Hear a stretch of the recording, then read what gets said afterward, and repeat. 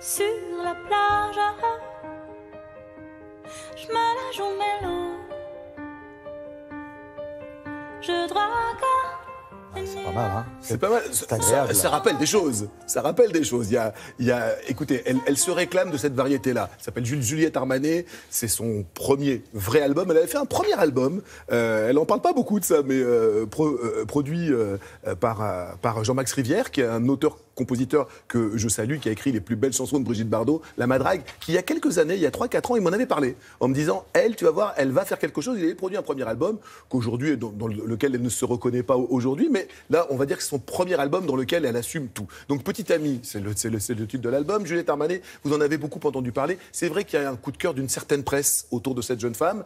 Elle se réclame de la grande chanson française. Elle le dit elle-même, depuis les années 70-80, en matière de chanson française, on n'a pas fait mieux. Pour elle, c'est Maître, c'est Scheller, c'est Berger, c'est Véronique Sanson, on vient de l'entendre, il y a quand même quelques petites réminiscences. Barbara, elle a participé à l'album Tribute, hommage à Barbara récemment. Elle a vraiment un univers à elle. Elle a un rapport avec son piano qui est extrêmement drôlatique, c'est-à-dire qu'elle l'appelle sa bête noire. Elle le craint autant qu'elle cherche à l'amadouer. Elle a été avant elle a été avant étudiante en lettres. Elle a été comédienne. Elle a été journaliste sur Arte. Elle a fait quelques jolis documentaires sur la chaîne concurrente et néanmoins amie. Et puis là, voilà, à 34 ans, elle assume un premier album. Et imaginez-vous qu'au Francophonie de La Rochelle, généralement, quand on y va pour la première fois, on joue dans une toute petite salle. Une toute petite salle, 300 places, il faut déjà les remplir. Là, c'était carrément le grand amphi, 1000 places, et c'était plein. Et vous savez quoi? On y était en plus. On y va.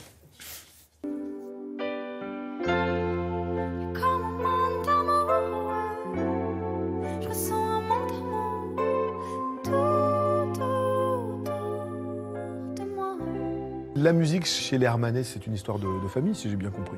Oui, moi j'ai grandi dans la musique parce que mes parents sont de très bons musiciens amateurs tous les deux. Ma grand-mère était pianiste aussi, donc on a toujours eu un piano à la maison. On a toujours tous tourné autour de ce piano d'une manière très, très fluide, très simple.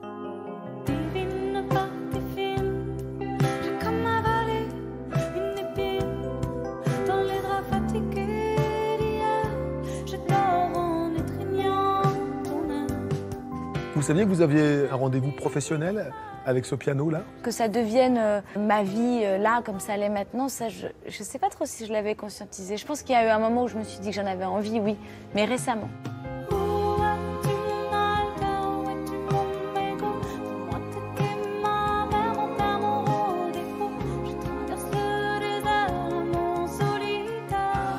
Pourquoi vous l'avez appelé votre bête noire, ce piano? C'est une relation d'attraction-répulsion, c'est quoi? Non, c'est un jeu de mots, la bête noire, parce que voilà, c'est une grande bête. C'est gros, un piano, c'est un gros instrument, c'est compliqué à transporter, faut le réaccorder à chaque fois qu'on le bouge, donc il y a quelque chose d'un peu encombrant.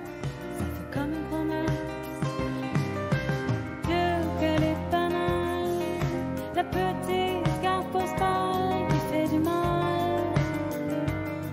Ce rendez-vous avec le piano, c'est un rendez-vous de liberté intense, d'émotions intenses et puis un exutoire. C'est aussi fait pour se livrer, se délivrer.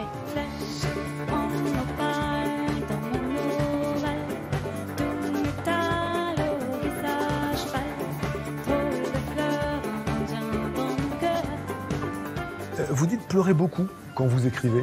La mélancolie, c'est un moteur en matière d'inspiration? Mais oui, mais la mélancolie, pour moi, ce n'est pas la nostalgie ni la tristesse, c'est pas pareil. La mélancolie, c'est d'une certaine façon contempler ce qu'on a été, prendre le temps de contempler certaines émotions qui ont pu partir un peu vite ou qu'on a eu du mal à saisir, à comprendre, à entendre en soi. Donc oui, je pense qu'il y a aussi, on se met dans un état un peu mélancolique pour essayer comme ça de retenir certaines émotions, pour les décortiquer presque d'une façon littéraire aussi, et puis pour leur rendre hommage.